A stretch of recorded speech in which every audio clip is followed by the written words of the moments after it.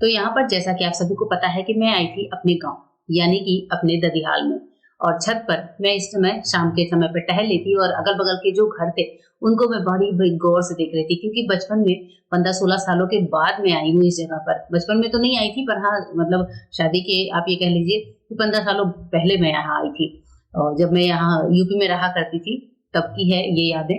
और अभी मैं बहुत सालों बाद इनको देख रही थी। इसके बाद से शाम का समय हुआ तो मैं, मेरी बेटी और भैया का जो बेटा हमारे साथ छोटा-सा था, उसको साथ लेकर मैं निकल पड़ी हूँ बाज़ार जाने के लिए। यहाँ पर इस जगह को बाज़ार कहते हैं। बाज़ार मतलब कि जहाँ पर मेरे भैया, मेरे रियल भाई जो है मैरिज हाउस का कंस्ट्रक्शन करवा रहे हैं, क्योंकि भैया ने यहाँ पर जो ज़मीन थी और उस पे अब कंस्ट्रक्शन कराना शुरू किया है मैरिज हाउस का, जो कि कंस्ट्रक्शन आपको सामने से दिख रहा है।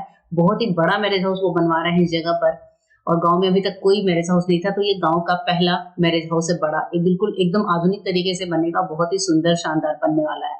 तो यहाँ पर हम पहुँचे तो मेरे हस्बैंड जो है भैया के साथ पहले ही आ चुके थे, और अभी यहाँ पर ये जो प्लांट्स आपको दिख रहे हैं ये भैया ने मंगवाए हैं अपने मैरिज हाउस में लगवाने के लिए, जिससे कि सुंदर से जो पार्किंग एरिया है वो बहुत सुंदर सा हो जाए, और बड़े ही बड़े मतलब सुंदर-सुंदर विदेशी पौधे थे जिनको बाहर से मंगवाया गया था।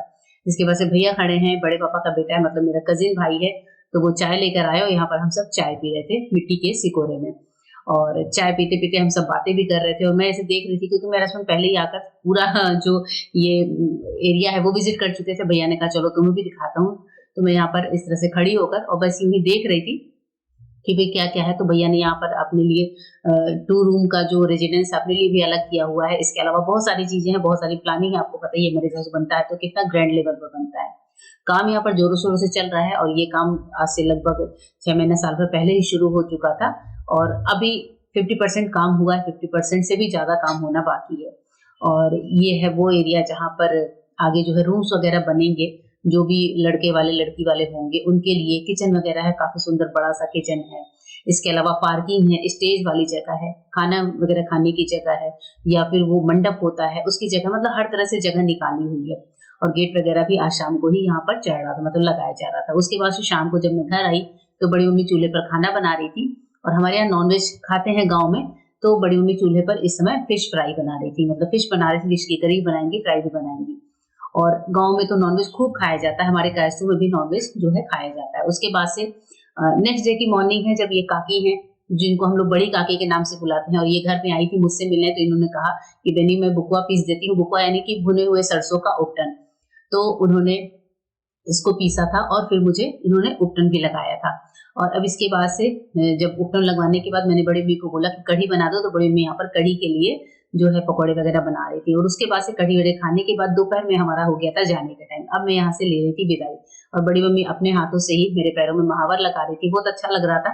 और यहाँ पर जो बेटियों की विदाई होती है तो गोदी डालते हैं, पीला सिंदूर लगाते हैं, और पैरों में महावर लगाए बिना लड़कियां अपने मायके से विदा नहीं होती हैं। तो बड़ी मम्मी ने बोला कि तुमने पैरों में जो है आलते नहीं लगाए, तो चलो लगा देती हूँ। और ये जो नल है आंगन का, मेरे हस्बैंड को चला कर पानी निकालने की कोशिश कर रहे थे, उन्होंने बोला कि चलो आए हुए इतनी देर हो गई, एक बार नल चला के भी देख लेते हैं कि नल कैसा चलता है, क्योंकि हमारे राजस्थान में नल नहीं होते हैं। तो अभी बस हमने कर लिए निकल, मतलब हम निकल चुके हैं, और उसके बाद से वापस भैया यहाँ मैरिज हाउस पे थे मार्केट में, तो हमने वहाँ पर गाड़ी रोकी और मैरिज हाउस पे रुके। भैया ने बोला कि यहाँ आकर मिलते हुए जाना, क्योंकि यहाँ पर मैरिज हाउस में आज लग रहा था गेट, पौधे वगैरह जो पिछले शाम को आपको दिखाए थे वो लग चुके हैं, और अभी जो बड़ा गेट लगना था उसका पूजन, जो उसकी चौखट थी उसका पूजन उन्होंने दिया के हाथ से करा दिया, यानी कि मेरे बेटे के हाथ से। तो हम लोग अगरबत्ती जलवा रहे थे, भैया ने लड्डू मंगवाए थे, और दिया के हाथ से ही यहाँ का पूजन था। तो बहुत अच्छा लग रहा था कि दिया अपने मामा के मैरिज हाउस के गेट का पूजन कर रही है, अगरबत्ती लगवाया था, और जो मिस्त्री थे जो हमारे, उन्होंने ही ये बताया कि ऐसे-ऐसे कर दो बेटा, और बस सिंपल सा पूजन करा दिया था, और उसके बाद से लड्डू जो है भैया ने अपने वर्कर्स में बँटवा दी थी।